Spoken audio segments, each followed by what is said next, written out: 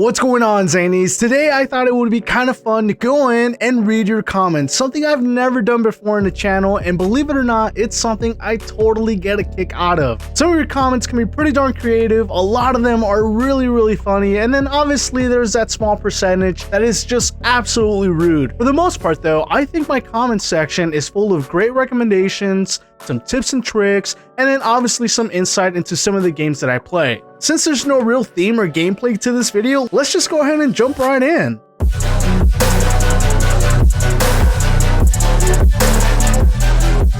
Gaming Aviation 797 is pretty darn happy because his comment made it to one of my videos. Well, Gaming Aviation, here you go. 2 for 2, my boy. Thanks for being a subscriber. In one of the recent videos, Fat Axe says, the houses in the housing suburb kinda suck to rob now because they only have a safe instead of money scattered inside the house. So I would recommend robbing the trailer houses near the farm, sheriff's office, and tunnel because they will have money instead of safes. Also, cracking the safe is super hard. Baydax, I couldn't agree more. If you guys have watched any of my housing robbing videos, you will know that I always recommend robbing the trailer houses near the farms, the sheriff's office, or anywhere else you might find them on the map. If you don't believe me, go watch my video where I did a comparison on what it's like to rob every single house in ERLC, and you will see that there's absolutely no difference. You are better off 100% of the time robbing the smaller houses. In an earlier video where I talk about trying to RP and getting kicked out because of bad mods, Ultra comes in and says, I can't explain how horrendous some mods are. No exotics is not realistic. They kick you for nothing. They kick you for not using gun motion. They expect us to lay when we get shot once. Ugh!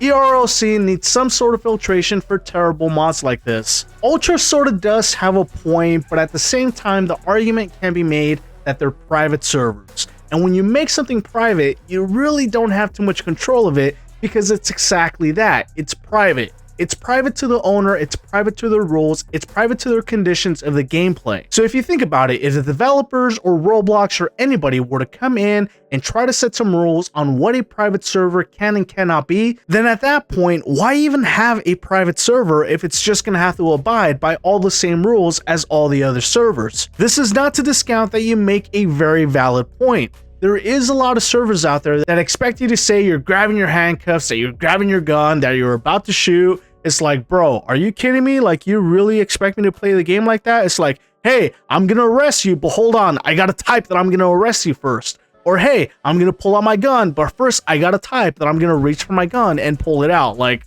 that's pretty darn stupid if you ask me, but hey, it is what it is. Let's move on. In the 10 types of players in ERLC, Human on Earth comes in and says, what about firefighters? Because they wait like 40 minutes for a broken leg. This is pretty darn funny because I know the point he's trying to make. As you guys may or may not know, I'm not too sure because I've never really covered this on the channel, but there's only so many tasks one can do throughout the course of one minigame cycle in ERLC. And unfortunately, that normally only consists of one fire, one streetlight outage, one down tree, one oil spill, etc. And of course, more recently, broken legs or cardiac arrest, whatever the AI may command. So to go back to what Human on Earth is saying is that it would be cool if it were possible for more of those minigames to generate within one cycle. Pretty darn funny though, Human on Earth, I got the joke. In the What's the Best Gun in ERLC video, Sax XD Loquendo came in and said, tip, I recommend to use a sniper or machine gun as a criminal,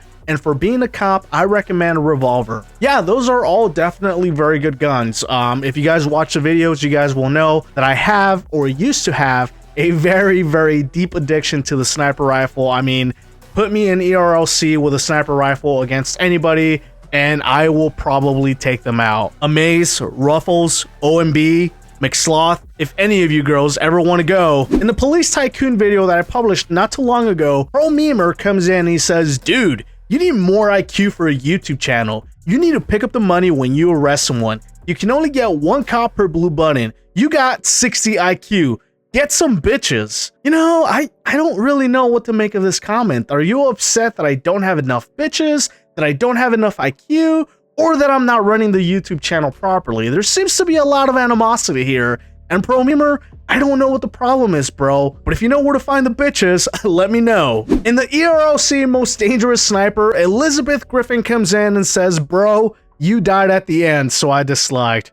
Ah, Elizabeth, come on, girl, help me out a little bit. In the tornado simulator video published not too long ago, JesusPW comes in and says, "Hi, do you understand people only watch you because ERLC?" This comment's actually pretty darn funny, I'm not gonna lie, because some people got worked up.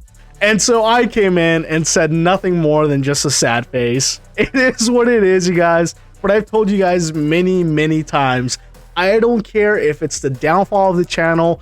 I don't care if I run the channel to the ground because of it. But I refuse. Let me say that one more time. I refuse to be a one-game channel. It is not sustainable. It is not realistic. In the ERLC Best Free Liveries in Liberty County Part 2, SnowDay comes in and says, "I live in Illinois, LOL. Well, SnowDay, I live in California." But the reason why I wanted to highlight his comment is because there is still a volley of requests asking me to make liveries for a specific county or a specific state or a region or even a specific country. Unfortunately, you guys, at this point in time, I do not see myself ever making another batch of liveries ever again. There's a specific reason for this, and it primarily has to do with the amount of time it takes for any liveries to get approved, and it just wouldn't be worth it, you guys. It would be too much work, and the turnaround time is just too slow. But I don't know, that's me saying that today. Maybe I'll run into a patch of time and I will do it eventually. I don't know. In one of the videos where I got kicked unfairly again from a private server, I haven't chosen a name yet, says, "Bro, you're sending hate to these small servers. This is why people are so toxic. You are literally spreading toxicity. You are sending the message that it's okay to break the rules in servers and be disrespectful. Despite what you believe, there are people that are really passionate about role-playing and you are disrespecting them." Well, I haven't chosen a name yet. This is how I know you didn't watch the video, my dude. Because if you had, you would have realized that in that particular video in which you commented, I did try to roleplay, my dude. I was following the rules, and in fact, there is a small collection of videos on my channel where I visit private servers and I do try to roleplay, and guess what ends up happening, my dude? I end up getting kicked out unfairly, time after time after time. So I return the question to you, who's really disrespecting who? In the video about fast EMS XP with automatic callouts, OrealZ comes in and says, "I just started playing this game 2 days ago and I have a total of 10,000 XP, LOL. So much fun, got hooked immediately, and you were actually the first ERLC YouTuber I found. Been binge watching your videos, man, LOL, I love them.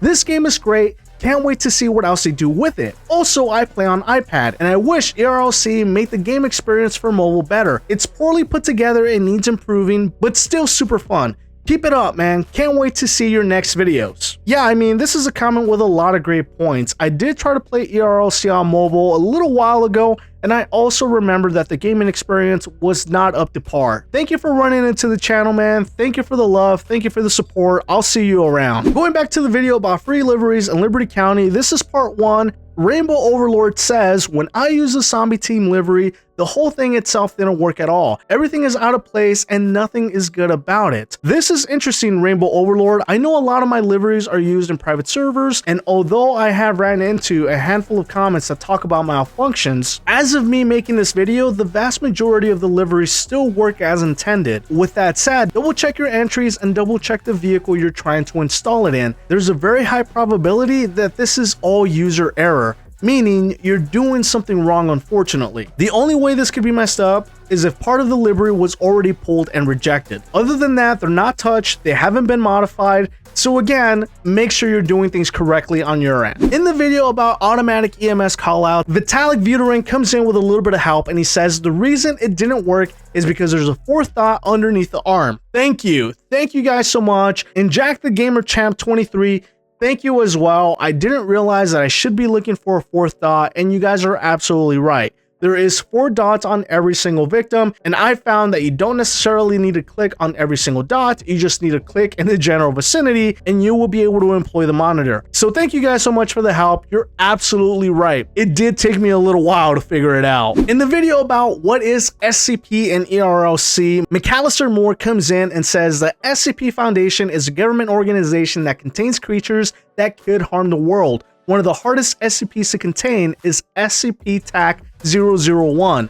When day breaks, there's multiple SCP names, SCP-001 by the way, and I gotta tell you guys, of all the videos I've ever made about random stuff in ERLC, this is one of the videos that I never imagined so many people would watch. I guess SCP is a real thing of interest. Let me know if you guys want me to make more SCP videos down in the comments below. In the video where I went into OMB server and I tried to steal his subscribers, Gamma Sofia Mendoza Origano comes in and says, "How dare you try to steal his fans? I hate your channel now." Whoa, Gamma Sofia Mendoza Orellano, my channel hates you. You're dead to me. I'm just kidding, Gamma. Come back, please. I miss you. And we're gonna wrap it up here, you guys. This video is getting out of control. In the video about cops not caring, Kinston Gillane says, as you can see here, Zany, at 4:35, you can see down on your screen that says you have 1 attempt left, and you said earlier you already own a drill at 120. So maybe in the past days, you already used the 3 attempts. By the way, enjoy playing ERLC, Zany. Kinston, thank you so much for the tip. I didn't realize it.